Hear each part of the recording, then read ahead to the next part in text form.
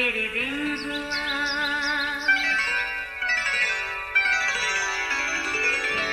नया फिर दिन हुआ, पुरानी रात का करे सो शुक्र हम खुदा की जात का, खुदा की जात का नया फिर दिन हुआ।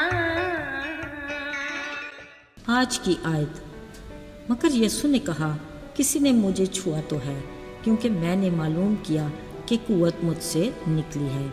लूका 8:46 आयत। अजीज़ों, बहुत अरसा पहले मैंने एक वाक़या पढ़ा था, अब कहीं भूल चूक हो जाए तो माजरत, मगर लुब्बे लबाब अब भी अच्छे से याद है, जो असल में गौर तलब है। इस वाक़या के लिखारी गालिबन उर्दू अदब के नामी ग्रामी इशफाक अहमद थे। लिखते हैं, जिस मोहल्ले में हम रहते थे वहाँ चंद दिन पहले एक औरत अपने 2 बच्चों के साथ शिफ्ट हुई। आसपास ने महसूस किया कि उसका आना जाना मिलना मिलाना किसी के साथ नहीं। हाँ, अक्सर उसके बच्चे गली में खेलते नजर आते हैं, जिनको वो कभी झांकी भी लगाती है। ऐसे में जिसकी नज़र उस पर पड़ी, महीन कतान अजीब सा लिबास में मलबूस हैरत ज़दा हुआ। हाँ, एक बात और, अक्सर उसके घर में कुछ देर के लिए ऊंचे म्यूजिक की आवाज़ भी सुनाई देती। अब तो वो गोया मोहल्ले वालों के लिए एक मुहिम्मा बन गई।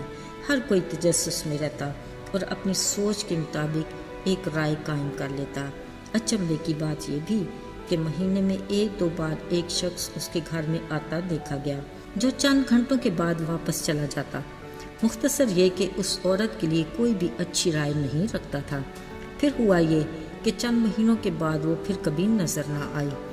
एक दिन मोहल्ले के चंद मुअज़्ज़िज़ीन गली से गुजरते मकान मालिक से मिले। तंजिया पूछा, जनाब, अच्छा हुआ आपकी किराएदार वो औरत यहाँ से रुखसत हुई। अरे भाई, शरीफों का मोहल्ला है, कुछ ख्याल किया करें। अजीज़ों, फिर जो मकान मालिक ने बताया, सब एक दूसरे से मुंह छुपाने लगे। पता चला वो एक बेवा औरत थी जो शदीद जिल्दी मरज का शिकार थी। महीन कतान लिबास पहनना उसकी मजबूरी थी, और जब वो शदीद तकलीफ में होती, बच्चों को गली में खेलने के लिए भेज देती ताकि वो परेशान न हो। ऊंचा म्यूज़िक इसलिए लगाती कि उसका तकलीफ के मारे चीखना और कराहना कोई सुन न ले।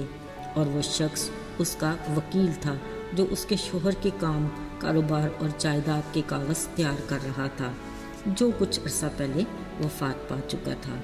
अजीज़ों, ज़रा सोचिए, खुद को मुअज़्ज़ज़ करने वाले इंसान की सोच इस कदर घटिया भी हो सकती है। हमारे मुआशरे में इस तरह की बेशुमार मिसालें हैं। हम किसी की ज़ाहिरी हालत को देखकर किस तरह हतमी राय कायम कर सकते हैं, पर यही हमारा वतीरा है। अजीज़ों, क्या ही अच्छा हो कि हम रोने वाले के पास बैठकर पूछें कि उसके आंसू छलकने की वजह क्या है, जब भी हमें उसके दुख का अंदाज़ा होगा। वरना समंदर के किनारे खड़े होकर उसके बारे में कुछ भी कहना महज हमाकत है। अजीज़ों, यीशु मसीह की ज़मीनी ज़िंदगी के दौरान कुछ ऐसा ही वाक़या पेश आया। कलाम मुक़द्दस के मुताबिक यीशु मसीह जहाँ भी जाते, उनके साथ लोगों की एक बड़ी भीड़ हमेशा रहती थी। कुछ अपने बीमारों को लेकर आते और कुछ घर में पड़े बीमारों के लिए यीशु को साथ ले जाने की मिन्नत करते, और कुछ फ़कीह फरीसियों को मालूमात फराहम करने के लिए उसकी हरकत और सकनात पर नज़र रखते, और बहुत से उसकी बातें सुनने के ख्वाहिशमंद भी होते। आज भी वो बड़ी भीड़ के हमरा इबादत खाना के सरदार के घर की तरफ रवां दवा था। इस वक्त उनके साथ वो सरदार भी था, जो अपनी बीमार बेटी की शिफा के लिए यीशु को अपने घर ले जाना चाहता था। इसी भीड़ में एक औरत ऐसी थी जो शदीद बीमार थी और जिसके 12 बरस से खून जारी था। वो अपने इलाज के लिए हकीमों को काफ़ी पैसा दे चुकी थी, मगर सेहतमंद न हो सकी। उसने सोचा वो किसी दिन चुपके से यीशु नासरी की पोशाक का कोना ही छू लेगी तो यकीनन शिफा पाएगी। असल में वो बेचारी अपनी अजीब बीमारी के बायस यीशु के सामने जाकर अपनी शिफा की दरख्वास्त करने की हिम्मत नहीं कर पा रही थी। वो यकीनन इस इंतज़ार में रहती कि कहीं वो यीशु को भीड़ में घिरा देखे, यूं वो अपने प्लान के मुताबिक शिफा पा सकती है। आज इत्तेफाक से वो मौका उससे मिल ही गया।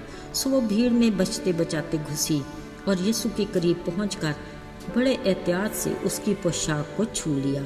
कलाम में लिखा है, उसी पल वो शिफा पा गई, मगर भीड़ में एक हलचल मच गई। यीशु ने अपने आसपास देखा और कहा, किसने मुझे छुआ? ये सवाल कुछ हैरान कुन था, क्योंकि इस वक्त वो एक बड़े हजूम में घिरा था और उसे छूने वाला कोई भी हो सकता था। शागिर्दों ने कहा, आए उस्ताद, देख नहीं रहा, भीड़ तुझ पर गिरी पड़ती है। अजीजों, लेकिन जो बात यीशु ने कही वो गौरतलब थी। नहीं, किसी ने मुझे छुआ तो है, क्योंकि मेरे अंदर से कुव्वत निकली है।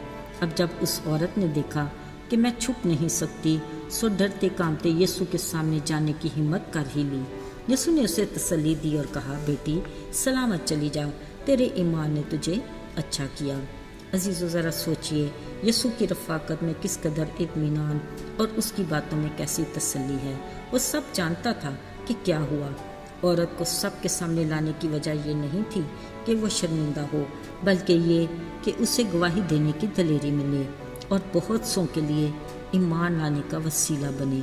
अजीज़ों, हमारी ज़िंदगी में भी बहुत से ऐसे मौजज़ात होते हैं जिसके लिए पीछे छुपने छुपाने की ज़रूरत नहीं, बल्कि खुलकर गवाही देने की ज़रूरत है, ताकि खुदा के नाम को जलाल मिले। आइए दुआ करें। जलाली आसमानी बाप, लश्करों के रब, हम ईमान रखते हैं कि तू जिंदा खुदा है, जो हमारी सुनता है और जवाब भी देता है, क्योंकि तू बाइख्तियार है। हम किस कदर मुबारक हैं कि तू हमारा बाप है। हमें इस रिश्ते में जोड़े रहने का बड़ा फजल दे, ताकि हम तेरे नाम की गवाही देने के लायक हों। यीशु के पाक और मुबारक नाम में, आमीन।